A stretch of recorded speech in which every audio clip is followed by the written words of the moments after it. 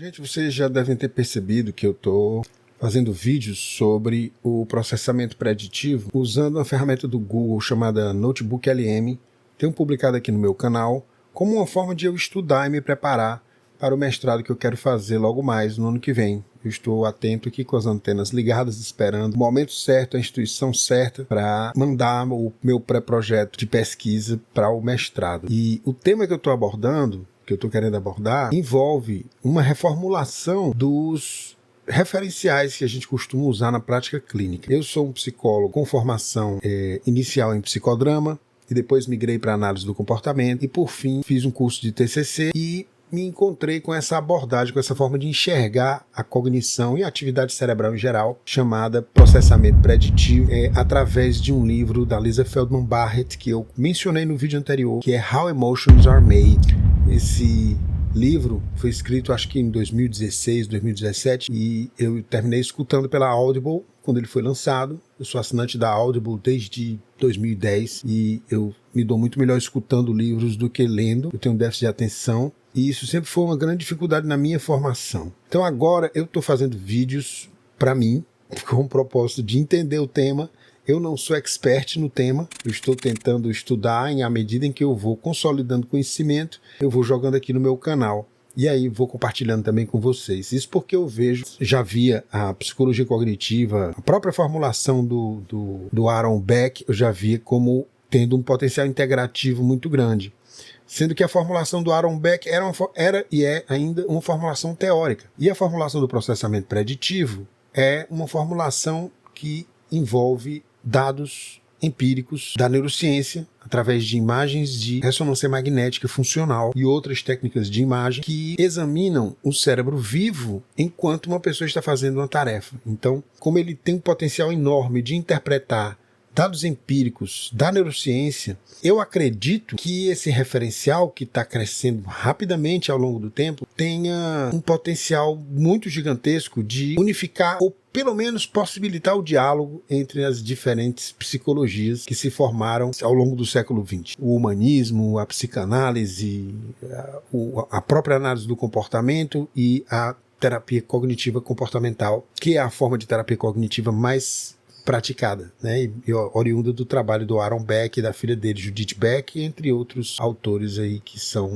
referência no mundo da terapia cognitiva comportamental. Eu já removi o segundo C da terapia, porque eu me considero um psicólogo de orientação cognitiva. Eu sempre digo isso, né? Não digo que faço TCC, primeiro porque eu não gosto de moda, e aí ficou na moda de repente, né? Tenho um problema muito sério com essa história do viés de publicação. É a ideia de que eu crio protocolos, TCC são vários protocolos, a aba também, vários protocolos diferentes, e eu pego esse protocolo e testo contra alguma outra coisa, com o intuito de fazer um estudo de comparação entre uma determinada prática clínica que eu quero estudar e um grupo de controle aleatorizado de algum modo, né? Então eu acho que a forma como se faz esses estudos e o tipo de pessoa que faz esses estudos termina criando um baita viés de publicação, de modo que o produto final são 3 letrinhas vendáveis.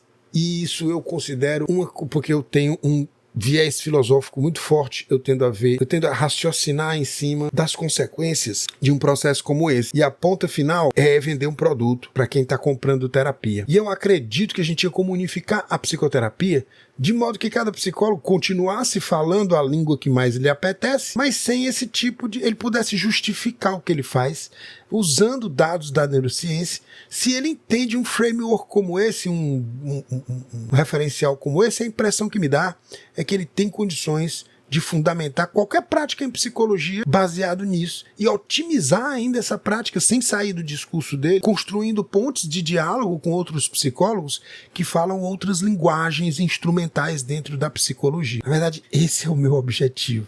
É um objetivo gigantesco. Provavelmente vai ficar para o doutorado, mas para o mestrado eu penso em correlacionar ou fazer uma revisão bibliográfica das visões das diversas interpretações baseadas em processamento preditivo sobre o autismo, que é o meu tema principal de trabalho. Eu trabalho com pessoas autistas desde 1993. Então vamos examinar rapidamente essa ideia. Ontem eu fiz um vídeo curto entre um paciente e outro, porque eu estava já com essa ideia na cabeça, mas ela estava uma ideia meio... ficou muito compacto. esse vídeo é mais longo, então ele vai para o YouTube, só no YouTube. Eu estou pensando em concentrar essas minhas publicações aqui no YouTube. O Instagram ele tem mais abrangência, mas ele é uma plataforma curta, uma plataforma de vídeos curtos, né? E eu vejo que tem um alcance maior, as pessoas veem. Mas eu queria que a coisa fosse um pouco mais refletida, até porque eu fico revendo esses vídeos. A minha mulher até diz que isso é um pouco narcisista, mas o fato é que não, eu uso esses vídeos como feedback. Eu escuto o que eu falei, e eu digo, esqueci de falar aquilo, na próxima eu falo outra coisa. Então eu vou fazer uma série de vídeos sobre isso, refletindo um entendimento crescente que eu tenho dessa abordagem, de uma maneira, assim, totalmente despretensiosa. Eu esqueci de dizer isso no vídeo de ontem, que eu publiquei ontem à noite, para poder, e estou começando agora, 6:01, conversando com vocês sobre o processamento preditivo. Então, para começar, né, eu já falei ontem, mas vou reiterar que eu acredito que é um tema que pode transformar, tem um potencial enorme para transformar a forma como a gente entende e aplica a psicologia clínica. Imagina o cérebro como uma máquina, não só como uma máquina de processar informações, como é a visão clássica da psicologia cognitiva, é a metáfora do cérebro como uma máquina, né? Como uma espécie de máquina biológica, como uma espécie de computador biológico. E essa metáfora tem algumas limitações óbvias, porque o cérebro ele não só processa informações, ele é um sistema ativo, ele está o tempo todo interagindo com o ambiente. E segundo essa visão, ele está fazendo previsões sobre o que vai acontecer a seguir. A ideia é que os cérebros não estão só reagindo ao mundo. Nem a percepção é só um processo passivo. O cérebro está criando expectativas o tempo inteiro, incluindo quando ele está percebendo. Eu tenho um vídeo aqui que eu mostro uma ilusão de ótica que demonstra como uma cor não é uma realidade objetiva, é uma fabricação do nosso cérebro para a gente interagir com o mundo. O mundo e os objetos nele, daqui a pouco vocês vão ver que implica nisso, são apenas ícones para a gente interagir com uma realidade que a gente não tem como conhecer, porque a gente só tem acesso a ela através dos sentidos. Você escuta de 20 Hz a 20 kHz. Você enxerga de vermelho até violeta, né? Você não enxerga ultravioleta, mas sofre as consequências da exposição a esse tipo de radiação. Você não enxerga o infravermelho, mas conhece essa radiação e usa em diversas aplicações na tecnologia, como controle remoto, por exemplo. Mas essas radiações existem, a gente só não enxerga. A gente conhece pelos seus efeitos. A ideia aqui é que o cérebro vai criando expectativas quando ele percebe, quando ele se emociona. A emoção também é uma espécie de teste de hipótese. Você se sente mal a respeito de uma situação, porque as suas previsões dizem que você está ouvindo algo que você não está, muitas vezes. Imagina aí quando você pega uma xícara dessa. Se o cérebro prevê o peso que ela vai ter, né? Se ela tem café, se ela não tem. Vamos dizer que alguma pessoa, algum brincalhão, enquanto eu estou aqui gravando esse vídeo, entre e encha essa minha xícara de água, tá? Aí eu tô aqui distraído, eu pego aqui a xícara para tomar um gole de café e não é café, é água. Isso se chama erro preditivo, porque eu já tô todo preparado para sentir aquele gosto. É que nem você entrar na geladeira, encontrar um pote de sorvete e diz, oba, sorvete, e quando você abre, tem feijão dentro. Então, erro preditivo é exatamente isso. E quando isso acontece, o seu cérebro ajusta seu modelo interno para evitar que esse mesmo erro aconteça de novo. Então, você já vai olhar da próxima vez. Isso já aumenta o algoritmo que eu estou usando para interagir com a xícara. Em vez de eu pegar ela e botar na boca assim, como eu já sei que tem algum malandro trocando meu café por água, porque aconteceu essa coisa nova e provocou um erro preditivo que me deixou, meu Deus, água, meu irmão, não é possível, eu preciso de café. Quero café! O meu cérebro já adiciona um passo a mais, que é verificar visualmente se o líquido é preto ou não. Mas vamos dizer que o cara tenha colocado água com corante preto que não tem absolutamente gosto de café. Aí talvez eu cheire. Então eu vou sofisticando a minha relação sensorial com o mundo para diminuir os erros de previsão. Porque é aí que tá. Esse é um conceito chave do processamento preditivo. Chama-se inferência ativa. Inferência ativa é o processo pelo qual o cérebro fica querendo diminuir os erros de previsão, minimizar os erros de previsão. E isso é que motiva a gente a interagir com o mundo, explorar e aprender. Porque, na verdade, a gente não está tentando evitar surpresas, né? Porque isso leva a um problema filosófico relacionado ao processamento preditivo chamado o problema do quarto escuro. Que é, se a gente está sempre buscando um mundo previsível, por que a gente não entra num quarto escuro? Mas veja, isso é o que acontece com muita gente autista. As pessoas entram no quarto escuro. E por que isso acontece com gente autista? Porque eles têm, essa é uma das interpretações, eles têm muita dificuldade para criar previsões precisas e muita dificuldade para modificar o próprio modelo gerativo da realidade, que é a representação interna, que em nós, na nossa experiência, equivale à nossa experiência do mundo, essa representação interna. A representação interna, ela não é uma camada de relacionamento com a realidade, entendeu? A representação interna é a realidade para nós, entenda? Não é a realidade em si. A realidade em si é outra coisa. Se eu passar na frente do carro, não importa que a minha percepção seja essa alucinação controlada. O carro vai me esmagar de qualquer jeito? Claro, porque o carro é um dado de realidade, mas a gente percebe aquilo como um carro. Na verdade, a gente interagiu com a natureza na direção de produzir um carro, nossa espécie. Há essa dança preditiva, essa busca sobre previsibilidade, não é só sobre grandes decisões e eventos, como a gente exemplificou aqui, ela está o tempo todo acontecendo, mover os olhos, ajustar para onde você está olhando, filtrar os sons de um lugar barulhento para ouvir uma pessoa com quem você está conversando. Tudo isso são coisas que a gente faz através dessa dança preditiva com o ambiente, que vai ajustando as nossas ações conforme a gente recebe feedback sensorial do ambiente. É um conceito fascinante que surge a partir disso, é a ideia de que os nossos cérebros não estão só prevendo o mundo, como eu falei, não é só representação. Nós estamos moldando o mundo. E, de certa maneira, estamos moldando não apenas com o cérebro, mas com todo o nosso corpo, que é uma entidade sensório-motora, que interage com o cérebro, troca sinais com o mundo, modifica o mundo para ele ser conforme a gente espera. A gente tinha muita vontade de tomar alguma coisa num recipiente maior do que a mão da gente, né?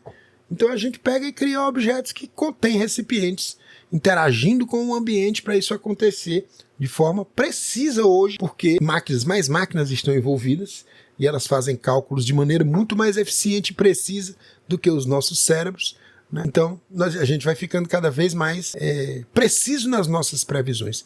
E o pináculo dessa capacidade de prever são os discursos científicos, porque eles são tentativas de representações mais exatas da realidade do que, por exemplo, um discurso filosófico, que ele embasa às vezes o discurso científico e até valida esse discurso em termos de por que ele informa e para que ele serve. E a religião e a mitologia, que são discursos que completam as lacunas do nosso conhecimento sobre o mundo, que, vamos combinar, são imensas. Se a gente recebe dados do mundo real, da realidade, do universo, né? E a gente passa por esse filtro enorme que são os nossos sentidos e as nossas previsões. Na verdade, nós sabemos muito menos do que a gente imagina sobre a realidade. E isso é uma coisa extraordinária. Eu acho isso uma coisa incrível, porque isso nos anima a uma grande humildade em relação ao conhecimento. E olhando para o universo com aquela estupefação de que nos fala Einstein, né? Que uma vez disse que ele conseguiu ver o universo de maneira simples, e matemática é uma forma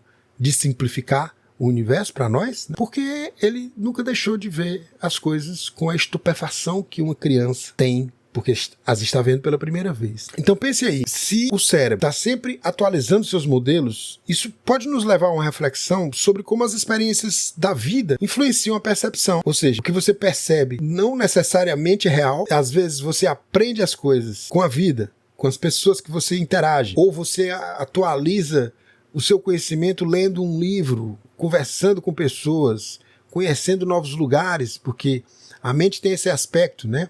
A mente é estendida, ela se estende as pequenas ferramentas que a gente usa, né? Esse óculos faz parte da minha mente, e no meu cérebro ele é mapeado como parte da minha mente, inclusive a função dele, né? E o que ele faz aparece como correlato se eu estivesse usando aqui um aparelho de ressonância magnética funcional. A mente também é inativa, ou seja, ela opera no mundo através da ação. Simplesmente eu me dar conta de uma coisa não muda a minha circunstância imediatamente, eu tenho que agir sobre ela, sobre o mundo, baseado na minha antecipação, na minha previsão. A mente também é uma coisa situada, ou seja, ela está relacionada com o contexto que você está. O pensar não mora só na cabeça. E ao mesmo tempo é corporificada.